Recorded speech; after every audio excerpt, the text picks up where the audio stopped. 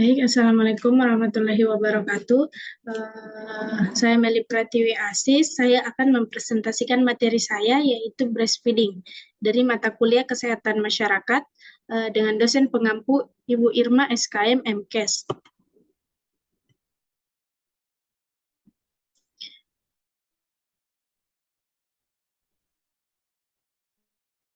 Adapun judul jurnal yang saya angkat yaitu Menyusui Setelah Kembali Bekerja, Tinjauan Sistematis dan Analisis Meta.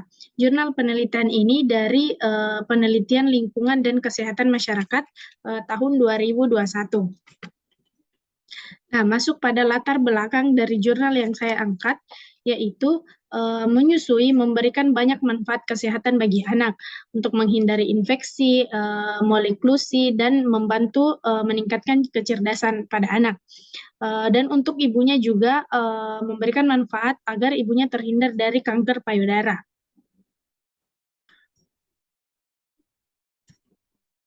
Organisasi Kesehatan Dunia merekomendasikan ASI eksklusif untuk 6 bulan pertama kehidupan dan pengenalan makanan pendamping yang cukup nutrisi dan aman pada 6 bulan pertama dengan menyusui terus hingga usia 2 tahun atau lebih. Nah, pada masa transisi menyusui ini, kembali bekerja menjadi hal yang lumrah bagi para ibu yang harus mengatur pekerjaan dan menyusui. Hal ini merupakan salah satu alasan utama untuk berhenti menyusui.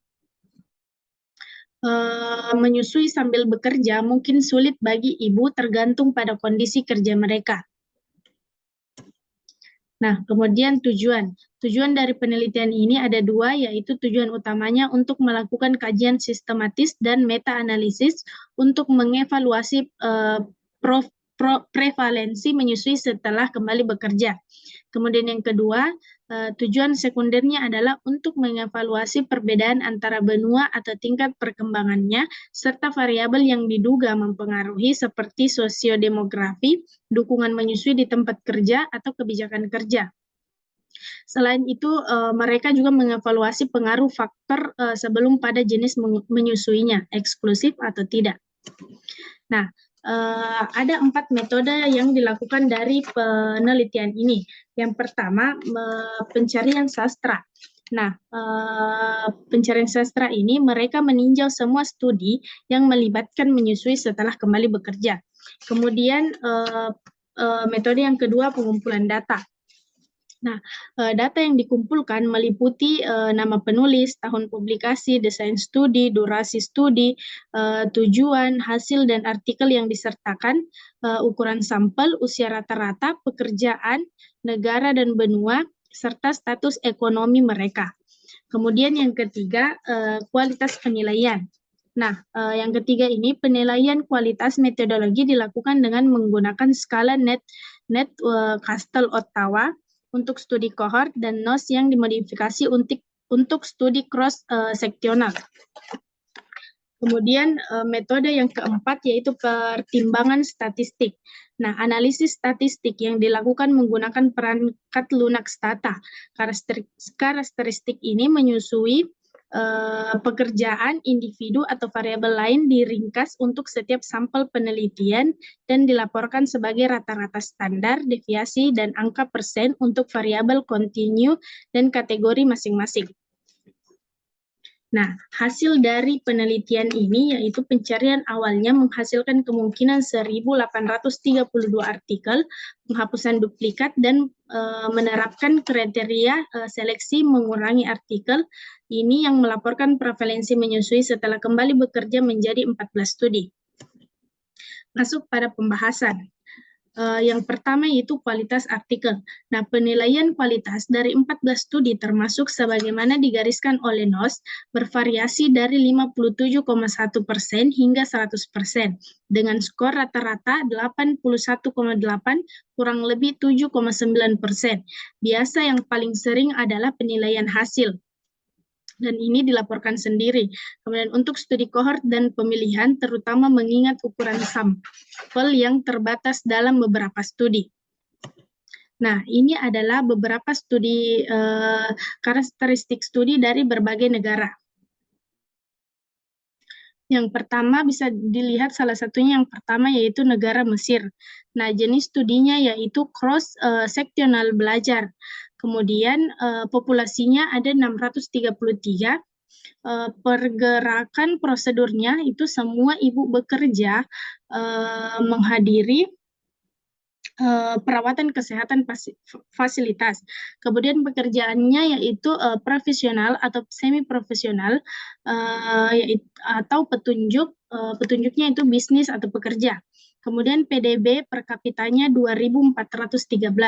Nah, jenis menyusuinya itu eksklusif dan waktu dari kembali ke kerja itu sekitar 4 bulan. Nah, itu salah satu contoh dari karakteristik studi dari 14 studi. Ini lanjutan dari 14 studi dari berbagai negara. Nah, masuk pada populasi. Ukuran sampelnya. Ukuran populasi berkisar dari 84 hingga 20.172, secara totalnya itu 42.820 wanita yang dilibatkan. Kemudian usia. Semua peneliti melaporkan usia rata-rata mulai dari 26 hingga 33 tahun, dan batas usia dari usia 30 tahun.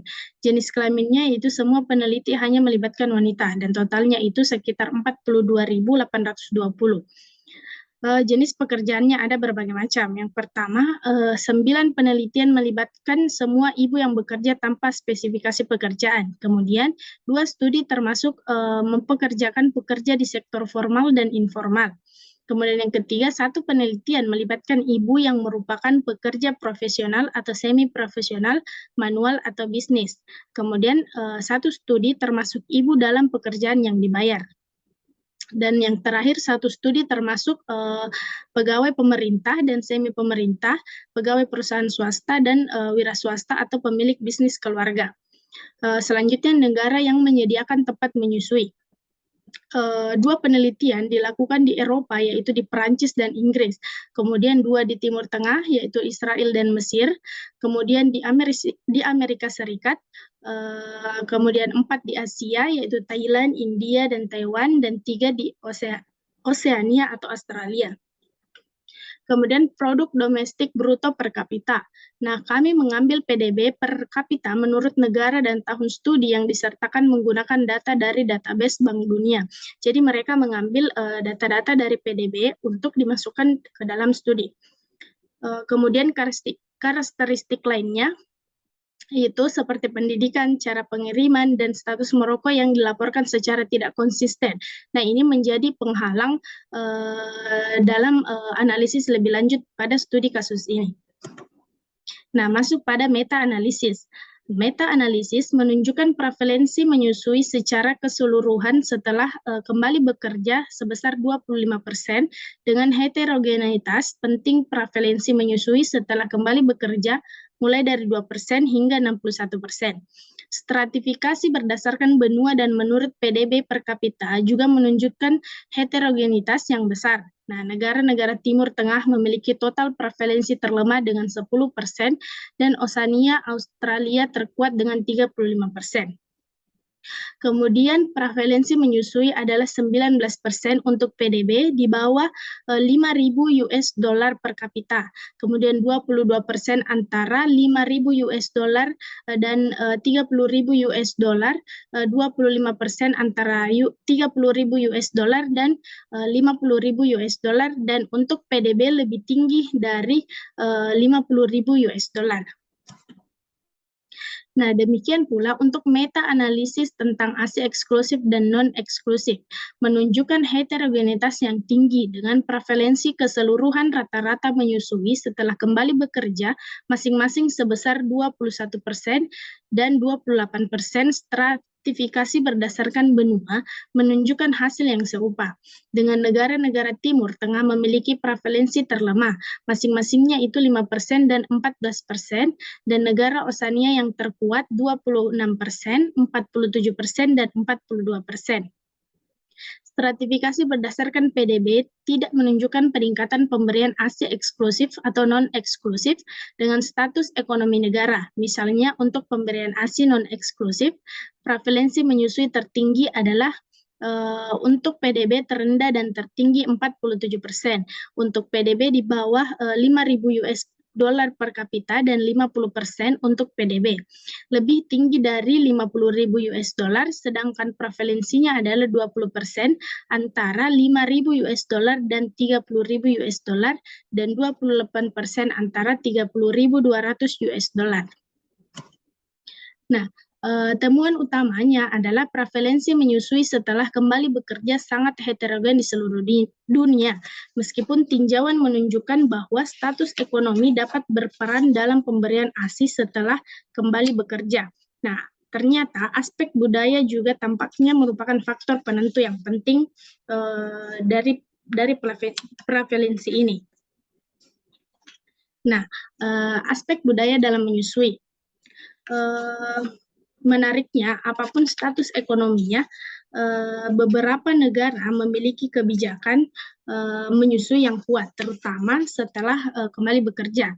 Australia mengembangkan kelompok preferensi menyusui, kebijakan cuti melahirkan, dan klinik pendukung dengan program kunjungan rumah. Pada tahun 2011 itu, Amerika Serikat menempati peringkat terakhir dari 36 negara untuk kebijakan menyusui. Nah, bersemangatnya untuk meningkatkan laktasi di tempat kerja, Amerika Serikat meluncurkan program ambisius yang mencakup waktu istirahat yang wajar dan ruang yang memadai bagi ibu menyusui untuk memerah ASI. Nah, masuk pada kesimpulan. Terlepas dari kelangkaan data, prevalensi menyusui setelah kembali bekerja adalah 25% dan sangat heterogen di seluruh dunia. Bahkan jika status ekonomi berperan dalam menyusui setelah kembali bekerja, aspek budaya tampaknya merupakan penentu yang penting juga, yang mempengaruhi kebijakan kesehatan masyarakat dan dukungan menyusui di tempat kerja. Nah, mereka juga menunjukkan kurangnya data tentang menyusui setelah kembali bekerja di sebagian besar negara. Dengan tidak adanya data yang tersedia dari beberapa benua seperti Afrika, itu menunjukkan kebutuhan yang kuat akan data di negara-negara tersebut untuk menginformasikan strategi pencegahan yang efektif lagi ke depannya. Mungkin cukup sekian yang dapat saya presentasikan. Saya Meli Pratiwi Asis dengan NIM 2003 0550 2007 kelas B tahun 2020. Mengucapkan terima kasih. Assalamualaikum warahmatullahi wabarakatuh.